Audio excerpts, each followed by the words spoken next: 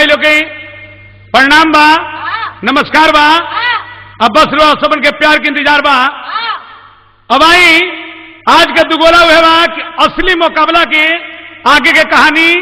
तीसरा भाग चौथा भाग। आज दो गो मुकाबला बा। गिरी बाबा है न ताकि है न चौहान बुलावत रहे न ताकि कहानी तो सुनाई। आज कौन मरवत ना बाबा ना ना ना तो असली मुकाबला में तनी महटिया गोलनी कीजिए जान तनी कबड्डिया के खिस्सा हम कही नहीं कबड्डी कबड्डी कबड्डी कबड्डी कबड्डी कह नु तो वो लोग बुझे कि डेरा तरे ना डेरा के चढ़ावता चढ़ौला बा चौहनवा। आज हम बताई कि दुगोला के गान लेकिन कहानी के पहले एगो गीत बा। कौन गीत बा? एक जनी जब भाग के अपना नैहर आईली भौजाई कल करी अरे अरे तो अपना बाबूजी का पकड़िए डुबा देलू कहे रे आए तो नंदी कहते कि भौजी भौजी हमारे कहते का नंदी हम भाव दिखाओ तनी। अच्छा नंदी रोते कि भौजी रे हमारा तो मन नरला केहू के बेटी बहन के ही मन में श्रद्धा ना है कि हम नैहर चाहे भाग के लेकिन बड़ा तकलीफ से बड़ा दुख से आवतनी तू हमार भौजाई हो तू हमार बात ना सुनबू ते भौजी के बात सुनी भौजी लगी कौन तकलीफ बा तो कहतिया कि नतिया के बेटे जब से भौजी रे हम चाहत नहीं कि ना आए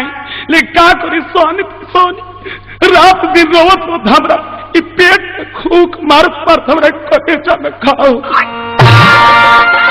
कहतिया कि नतिया के बेटा रे भौजी नतिया के बेटा जब से मरले बाटे खेत में अब भौजी रे दर्द होता मन कर की बोकर के रोज आयो आइल नहीं हरवा तो भौजैया के गोदनिया था कतिया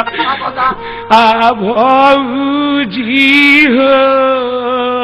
ए भौजी रतिया नतिया छतिया के बतिया आ तू रे ए भौजी चौहान नीलय में कहता कि नतिया के बेटा जब से मरल बाती खींच अरे भौजी रे दर्दी होता कहिए से पेट में भौजी हो दर्दी होता कहिए से पेट में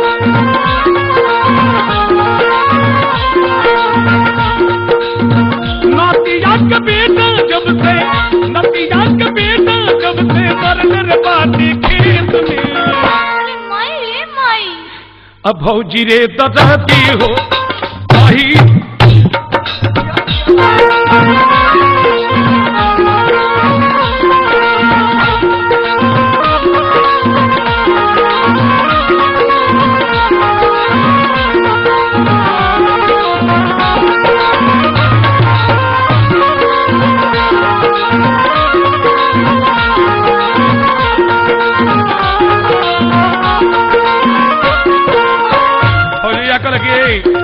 बबनी जाए तो सर समंग मारेला तो कहतिया ये भौजी दिलावा के बात भौजी कैसे बताई कहाँ कहाँ मरले बा चलू ना देखा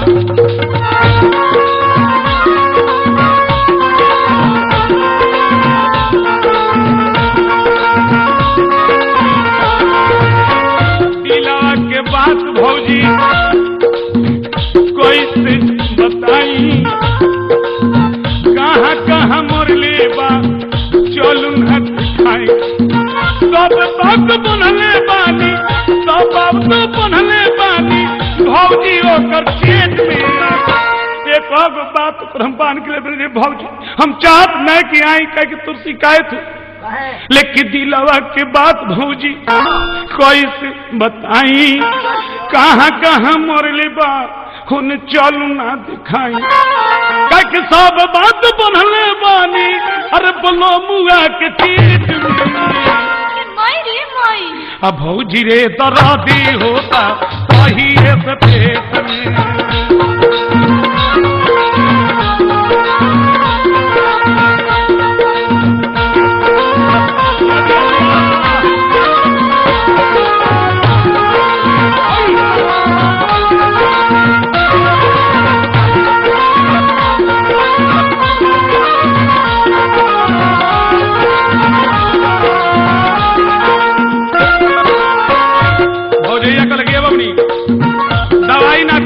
कहते कि ये भौजी केतने हम ओझाते करवनी ओझाई केतने हम डॉक्टर से करवनी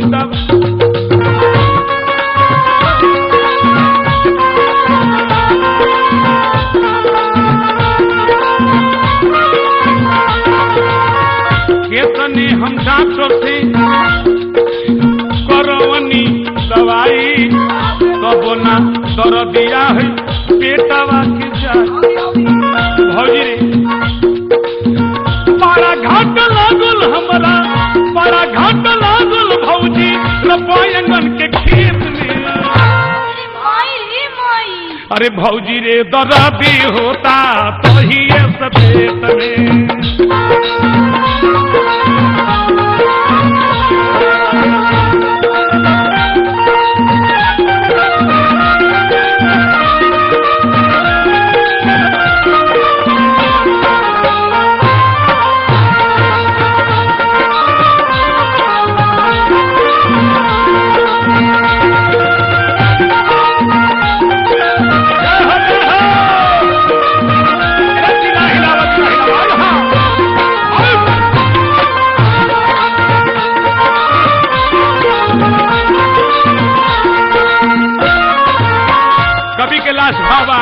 ननद अपना भौजाई किए भौजी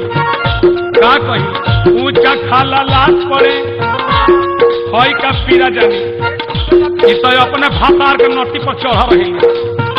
ऊंचा खाला लाश पड़े देह घा हराला आवेला काई हमरा कोनो ना घोटाला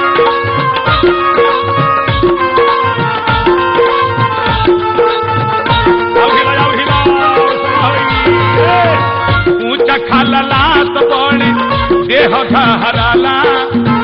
आवेला काई भौजी ओनो ना घोटाला तो भौजैया बुझ गल कि रे गुप्त रोग बा कहतिया ए बड़ा गर्मी बावे गुप्त रोग में मने भितरिया मार मरले बा बुझला कहते कि जोन ना के दवाई लेके देनी एगो कैप्सूल बड़ा गर्मी बावे ओ सैया की तबलीग मायरी माई करो तरे तो हमरो तो करे जो फाटता लेकिन कभी कहते कि भौजी रे दर्दी होला सही से पेट में होला सही से पेट में भौजी रे दर्दी सही से पेट में भौजी रे दर्दी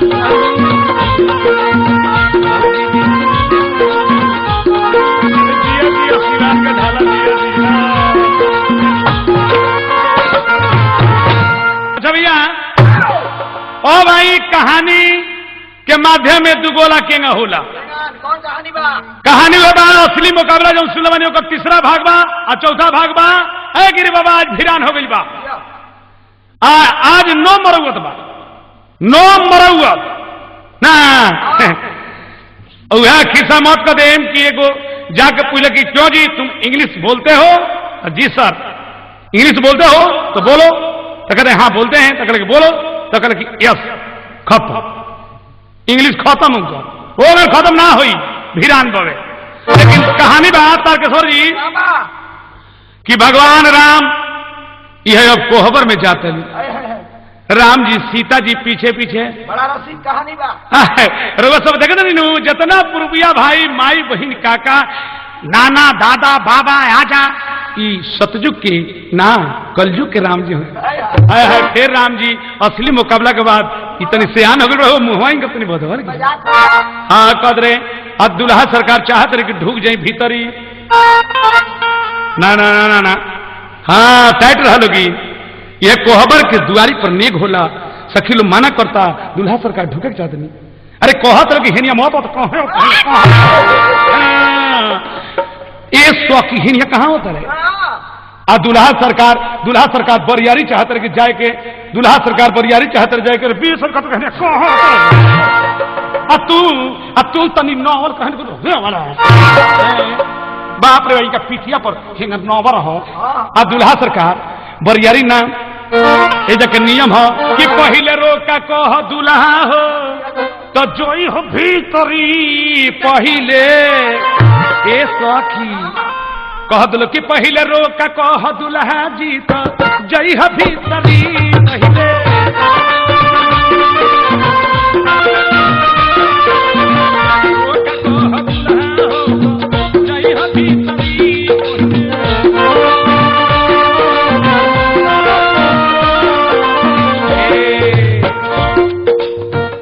हमारा नगरिया के है रीत बा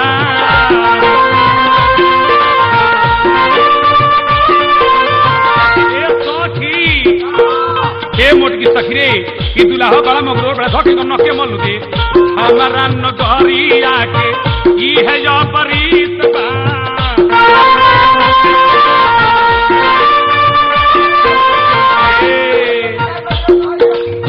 दुल्हा जी रउरा से सखी लोग के प्रीत बा रे सोगिया मौन की कहां रे कह कि पहले रोका कहब दुल्हा हो तो खुशब भीतरी पहले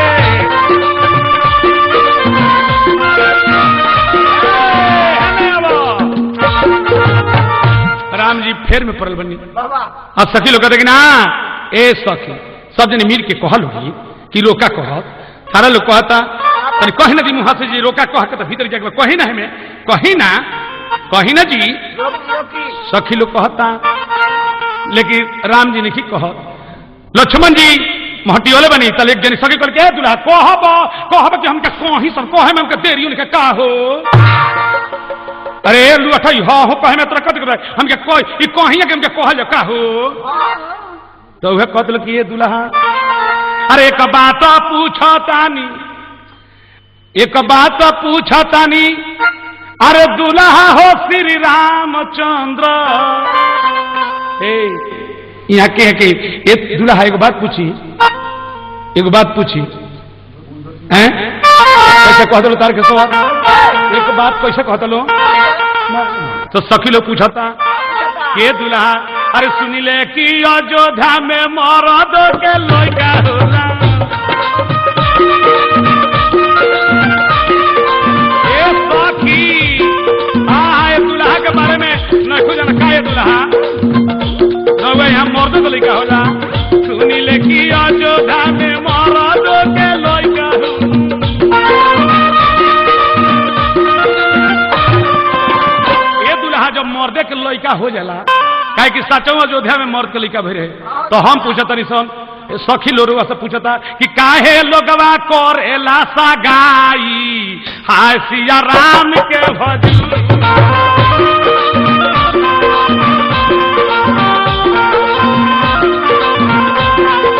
काहे लोगवा करेला सगाई हाय सिया राम के भजू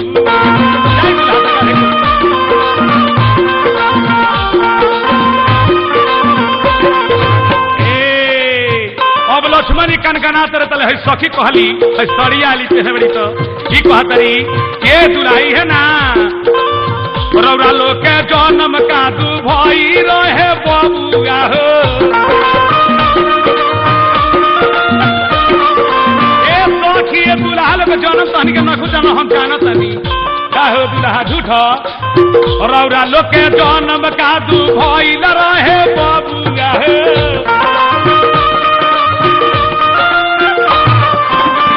हे सखिया लोग तू लोग नहीं कुछ हम बताते नहीं ये दुल्हा लोग के कादू जन्म लोग के भरे नु भाई रहे बबुआ हो आहा ये अयोध्या में मौरत का जरूरत नहीं के खीरे खा के बेटा जन्मा ले लो आ खीरी आके खैली राउर माई आय सिया राम के भजो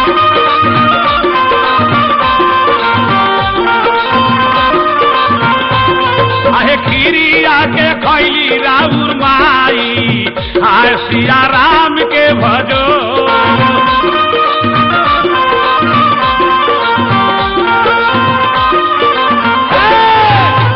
सखी इतना कहता लक्ष्मण कहे कि भैया हम कुछ कहे मानव नहीं हम कुछ कहबे करे तो लक्ष्मण जी तनी बगलिया कह दे सखी लगल लगी बतियावे आ तरल को हम जानत कहा हाँ जनकपुर के तो ऊ लीला बा कि ऊ सर खासर ज्योति बेटी जन मावेला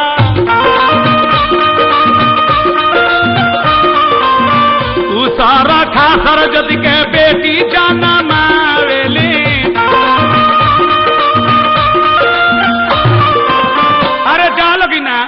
लक्ष्मण जी कहले का हाँ ए सुना लगी उ सरक खासर अयोध्या से जनकपुर कम बा उ सरक खासर जो के बेटी जन्म आवेले कि हर से सीता जी के जन्म भरे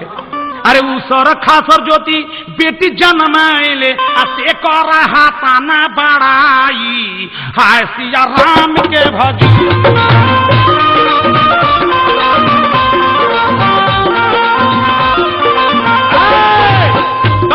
में सखी लोग कहल कि ये दूल्हा मजाक तो बहुत भाई लेकिन उतना समय के सीडी में और दुगोला के माध्यम से गावे के बा लेकिन एगो लास्ट हुए सखी लोग कैसे कहता जे ये दूल्हा दूल्हा अरे सुनिली कि बहिना राउर बाबा संगे भाग गईली सुनिले कि बहिना राउर बाबा संगे भाग गईली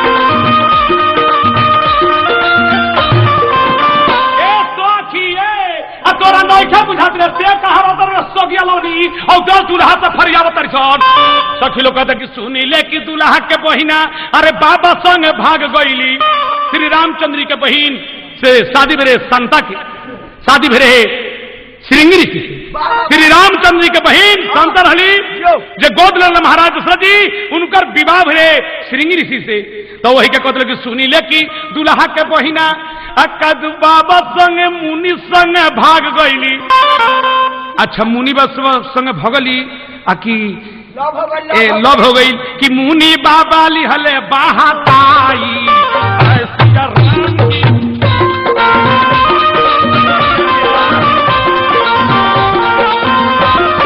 मुनि बाबा लिहले बहकाई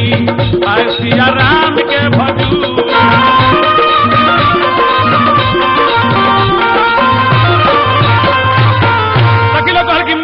लिहले बहकाई हाय सिया राम के भजो तो राम जी कहने की अरे जेकरा संग भविष्य लिखा रहना एमे का करे के बा हंसे वाली बात तो ऐसा बाकी सीता जी के भाई के नाम रे लक्ष्मी थी उनका भौजाई के नाम रे सिद्धि तो मुनि बाबा लिहले बहकाई आया कहा